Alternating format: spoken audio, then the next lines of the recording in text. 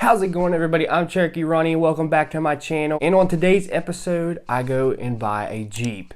I finally find one after months, a year of looking for a Cherokee or a Wrangler. I was looking for a decent price and a decent Jeep. This one that I bought today was a good price and it's in very, very good shape.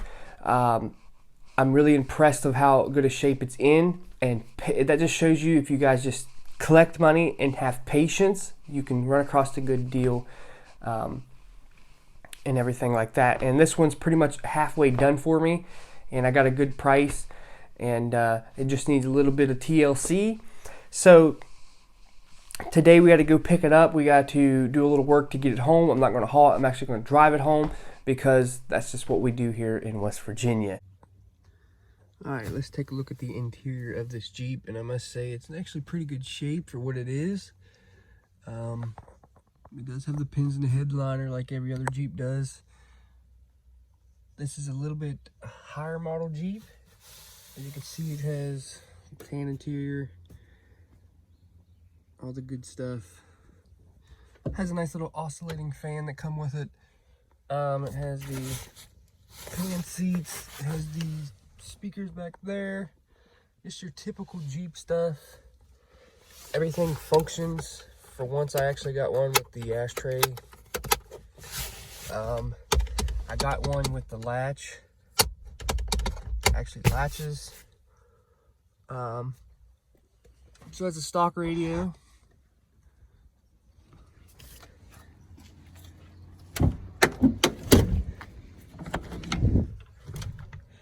It's got a pretty nice back seat. See, the floors are solid in this thing. You'll see underneath here in a little bit. It's raining outside and there's no leaks.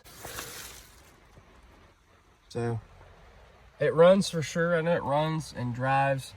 Except it does overheat in the summertime, which is typical with these things. It does have an exhaust leak. It has some other problems also. This is a really nice Jeep to start from. Like I said, it's in really, really good shape. It was a daily driver just until about a month ago. The brake line busted on it. This Jeep has rough country shocks on it, has sway bar disconnects, it has a 4.5-inch lift with 33-inch tires on it. It does need a tie rod, it needs a little bit of front end work. It needs a little bit of fan work because it overheats a little bit sometimes in the summertime. But this ain't nothing new on this channel. We can address all these issues and you guys will be here along the way. I bought the Jeep. I'm just going to go ahead and crimp the brake line off, run it home because it rusted out at the back like they always do. But first, let's go out here and let you guys see the outside of this bad boy.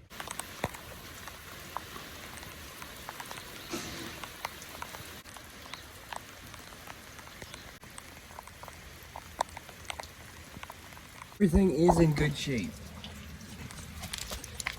The unibody, everything underneath. And here is the contraption we made to plug off the brake line. Country shocks, disconnects. I only got $1,500 into this Jeep, so I have a lot of playroom with money. So let me know what you guys want to see done to this thing. You know, like I said, a lot of stuff's done already on it, but I have a lot of room for upgrades. And you know, the first order of problems that we got to address is the brake line, and then tires, and then the front end. Bought this Jeep for this channel because that's what you guys wanted. So help support these videos. Make sure you hit that subscribe button, hit that like button, hit that notification bell so you know each and every time I upload a video. I'm Cherokee Ronnie. Stay dirty, my friends.